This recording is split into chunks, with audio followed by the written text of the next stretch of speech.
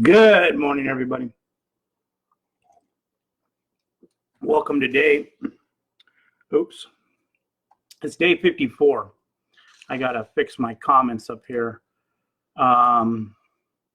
Day 54.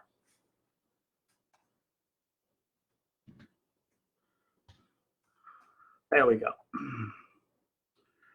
So, I like to talk about a post that's going around. I don't know if some of you have seen it or not, but we have an issue in the city, not necessarily the county, in the city with mobile vendors. And the problem that we have is these mobile vendors want to be able to set up, and you know, especially the people that were at the fair. We have a company here in town that does a lot of the fair venues. That's what they do for a living, is they go to the fairs and they set up for, you know, they're the vendors who, you know, sell you the corn dogs and the funnel cakes, and all the other stuff we shouldn't be eating. Good morning, Susan. How you doing? So the trend that's going around right now is we have a property owner here in town who owns a bar, and I'm not going to mention any names just because I don't want to. They also own this concession business, and they set up their concession business, one of their concession trailers on their property. And good morning, Anita. How you doing? Hang in there. I see you. Hang in there. And good morning, Fran. They got cited by the city of Ukiah that they had to remove it because they didn't have permits. So granted, if they had permits or they didn't, I don't know. They probably should have permits. But it was on their own property. And something about a commercial kitchen. If you have a commercial kitchen, I don't know if Stephanie Duncan was on here. She could probably elaborate a little bit more on this. But if you have a commercial kitchen, you can't use a taco trailer. I'm not a roach coach, you know, taco truck, whatever, you know, mobile unit. So I'm not really sure, but we have the city of Ukiah, and I'm going to be point blank here. The city of Ukiah has a rogue building inspector. Now, I say this because I have firsthand knowledge of some of the rogue things that's happened. And when we say rogue building inspector, we say a building inspector goes around looking to bust people. Not just, you know, blatant stuff. We're talking about, you know, buildings that have been, you know, garages and sheds that have been on properties for dozens of years. Now all of a sudden become a problem to a new building inspector. And this building inspector has come into the radar of our Realtor Association, and I've been watching this guy for he's been a couple of years now. I don't know exactly how long, but maybe at least a couple of years. And within the first year, he was nailing people, and he came into our radar.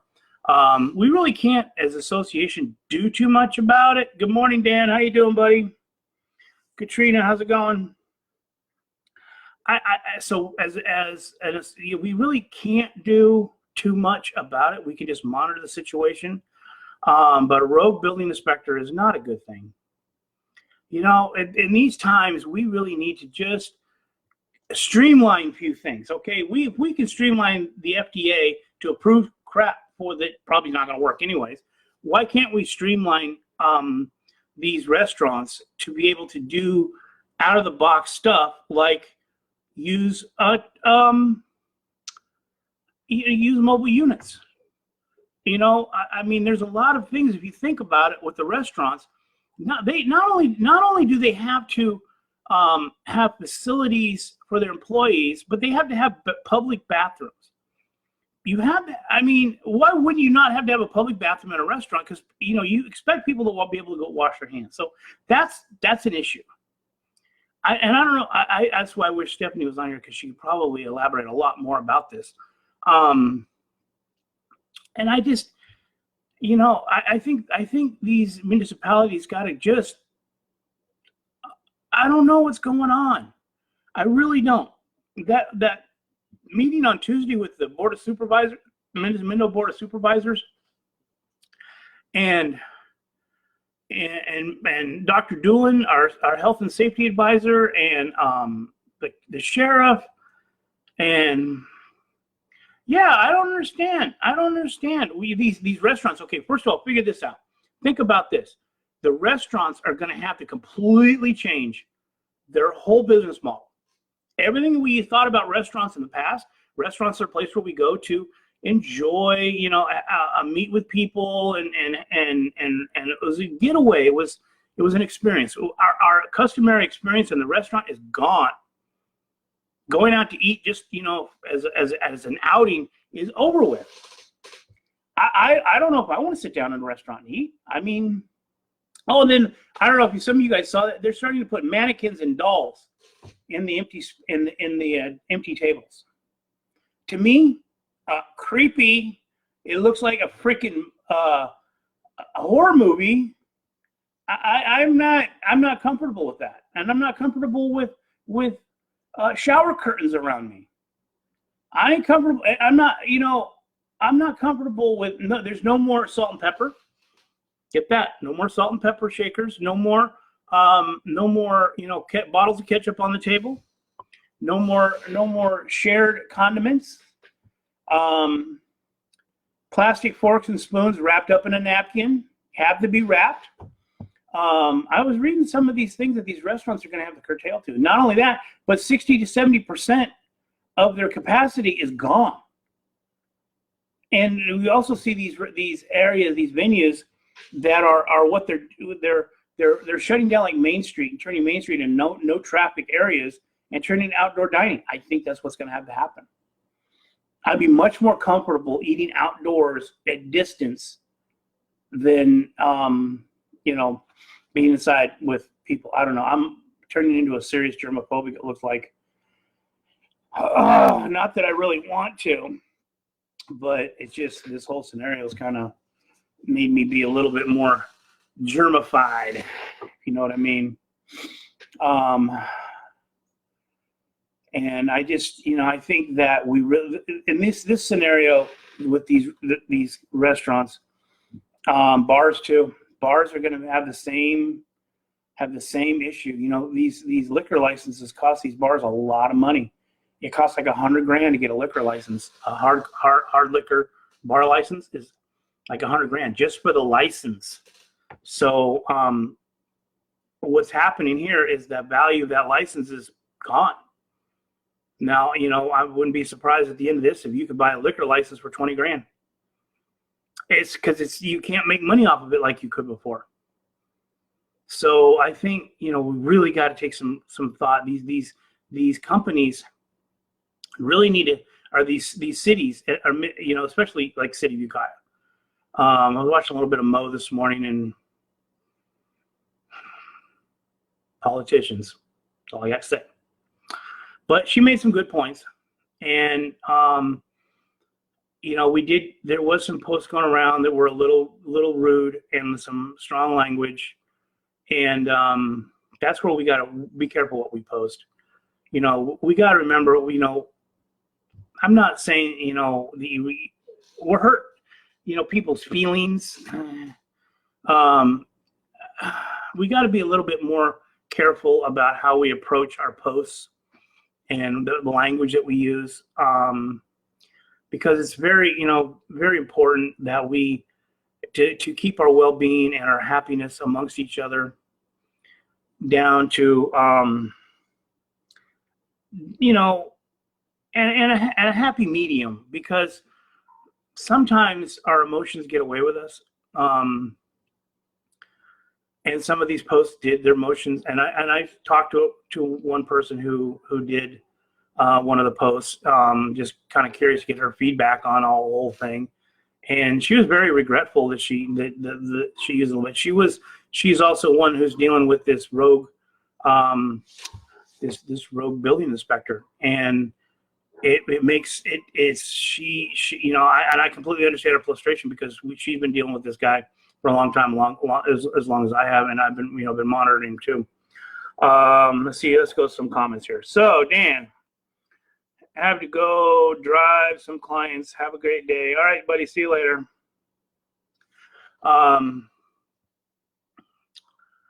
Well, at least he's working, huh? My PUA money did come through. Hey, how about that? I am officially on unemployment. I never thought at my age and the career path that I've chosen that I would be collecting unemployment. Thank you, whoever. Weird. I mean, it's not a lot of money. It doesn't even come close to my break even point. What it cost, what it cost me to just break even every month. Not even close. Not even halfway. But hey, free money. That's the way I look at it. Free money. At least I hope it's free. At least for now, it's free. That could change real quickly though. So anyways, again, let's here we are, day 54, morning coffee with me. Let me have some here.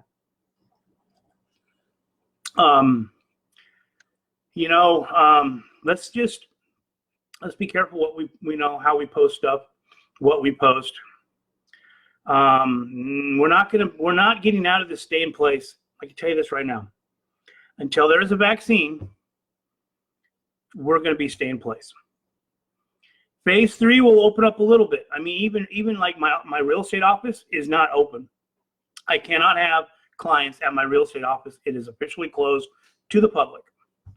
All business offices, accountants, anybody can work remotely, which is like all of us agents. We were working kind of remotely as it was.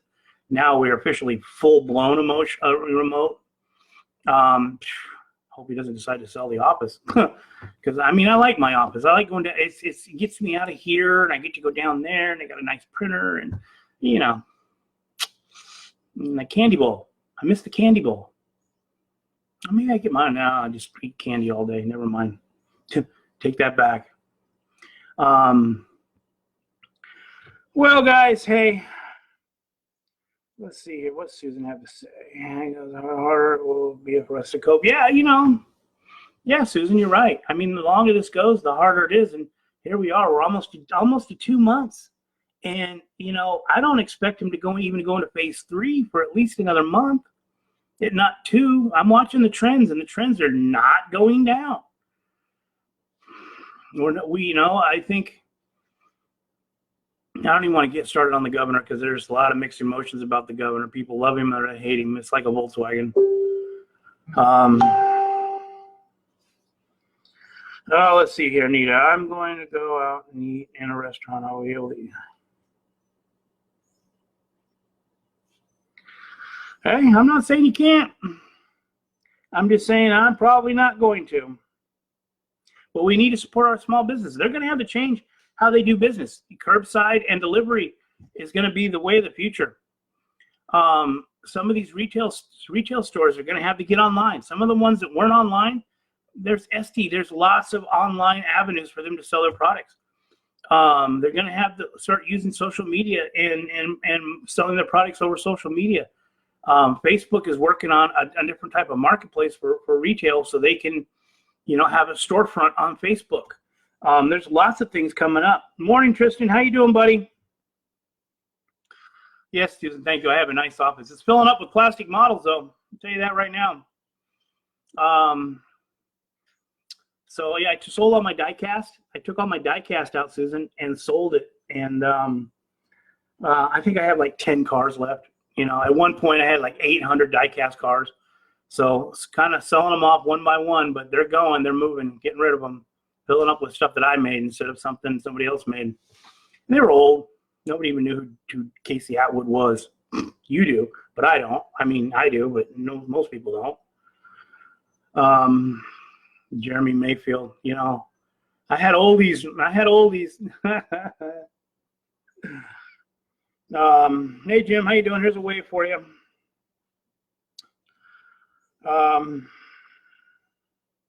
Yes, we definitely need to support our small businesses. Support them the best we can. Some of the small businesses definitely have to rethink their business model.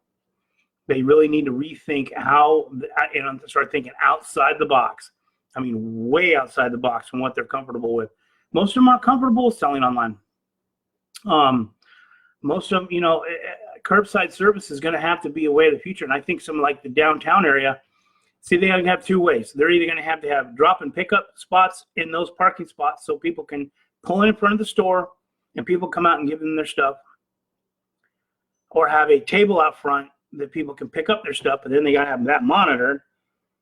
I mean, there's definitely going to have some forethought and some changes to the whole scenario.